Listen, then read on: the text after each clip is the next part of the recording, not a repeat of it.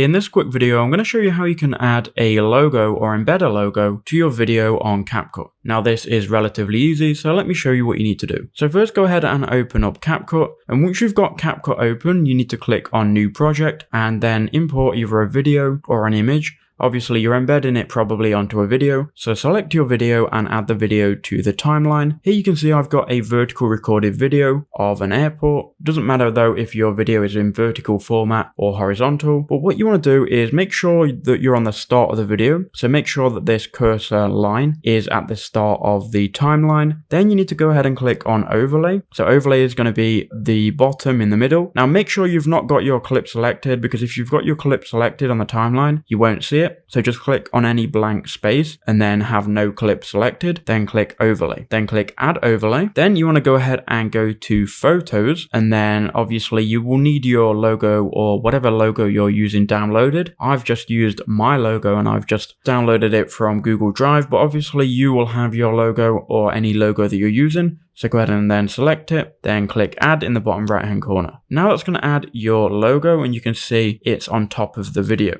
If you go ahead and use two fingers here, you can pinch in or pinch out and make this bigger or smaller. You can also change the location and move this wherever you want to on screen. I'm going to put it in the top left hand corner. Now one thing that you do want to make sure as you scroll through your timeline, make sure that your logo lasts for as long as the video as you want. Right now it's only 3 seconds. So if we drag the end of the video, we can drag it to the end of our clip here. We've now got the logo on the screen for the whole clip. I'm going to delete the CapCut animation at the end. So we'll click on it, we'll click delete. And now if we play the video, you can see you've got your logo overlaid onto a video. So that's all you need to do. You can then export your video in the top right hand corner. Thank you for watching. I'll see you in the next one.